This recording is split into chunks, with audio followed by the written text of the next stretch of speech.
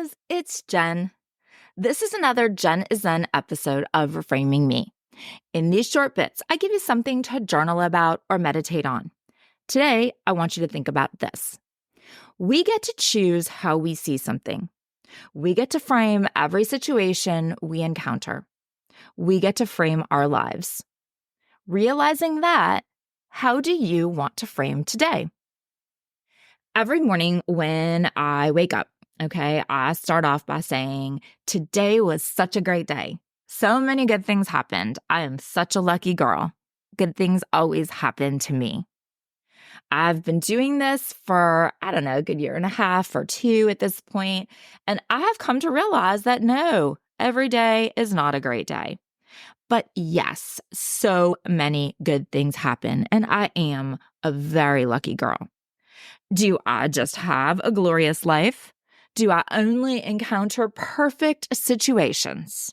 Of course not. No one does. But that doesn't stop me from choosing to see it that way. It's July in the South right now. And so it is pretty much always 1,000 degrees. It's only probably 90 something, but with the 100% humidity, it feels like 1,000. But even with that intense heat and that suffocating humidity, we do live at the beach. And so there's pretty much always wind. When we're sitting outside and we're melting, you can still feel the breeze and it feels lovely. Is the sun intense? Absolutely. Is the air thick? Yes, you could swim through it. But is the breeze just lovely?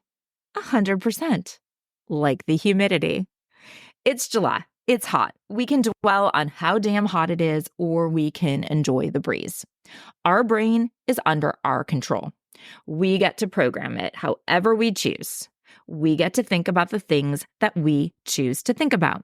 We get to focus on the things that we choose to focus on. And we have the ability to recognize our patterns of thought and to change them at any time. My son was assigned his UNCW housing this week. He's going to be a freshman. Finally, he has been waiting for an extra month at this point, and lo and behold, he's assigned to overflow housing, which means it's temporary, which means he could be moved to a different room or different dorm at any point, which means he has 3 roommates, not 1. It's not an ideal situation for so many reasons, but we're choosing not to look at it that way. We're choosing to look at it through a positive frame. It's exciting, an adventure. He'll have the chance to meet even more people. He'll make even more friends. He's going to be living in a much larger space. He's only 8 minutes from home, so he's already at such an advantage to other people that he is, of course, grateful. Does it kind of suck? It does. But looking at it through the frame of this sucks doesn't make it suck any less. In fact, when we wallow, it makes things even worse, right? What we look for is what we see.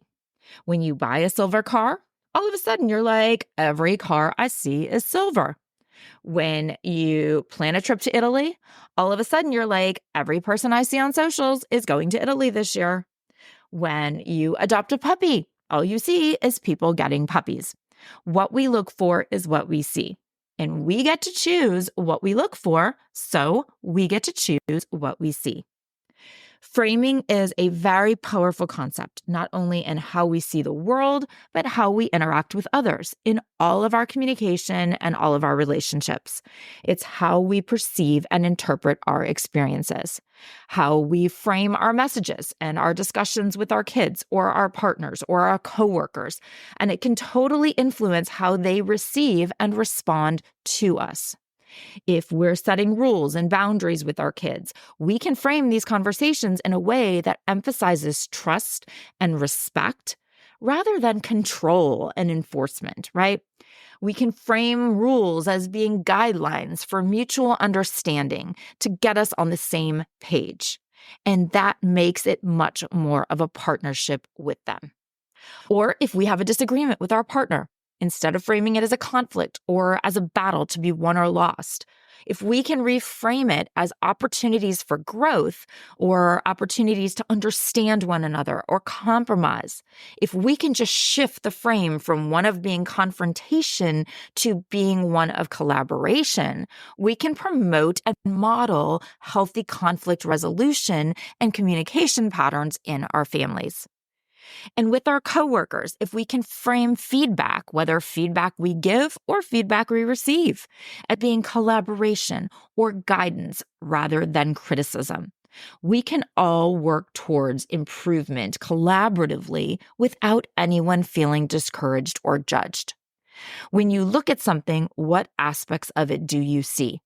Do you see the positives or do you see the negatives? When you look at yourself, what aspects do you see? When you look at the people in your life, what do you see? Do you feel the sweltering sun of the day or the breeze blowing through your hair? And yes, you can totally feel both. And you totally do. And you may feel both in many situations. But which lens are you looking through when you think about that day? No, it might not happen organically. But when you catch yourself, just note it and reframe it. Realizing that you have the ability to see through whichever lens you want is so important for your happiness. I will be honest, this hasn't always just come for me. It is something that I have been cognizantly working on for quite some time. I know that my favorite version of me sees things through a different lens than the default version of me does. But I've come to realize that it is a choice. I have that choice. Well, I caught myself with this housing thing and I actually made the choice, like organically, instinctively, without needing to rethink or reframe it. I was so very proud of myself. Yes, of course, I'm not delusional enough to think that life is all sunshine and rainbows. No, I fully realize that there are lots of situations that you have no choice but to acknowledge the dark. And in those situations, yes, you need to sit with that dark, be with that darkness. But you know what? A lot of situations, we do have a choice and we can choose the brighter lens if we want to. Because we get to choose how we see something. We get to frame every situation that we encounter. We get to frame our lives. And realizing that, how do you want to frame today? Thank you so much for listening today and always. Please share the show with their friends. That's how we'll grow our community. Find me on socials. It's Reframing Me everywhere. And until next time, be well and communicate.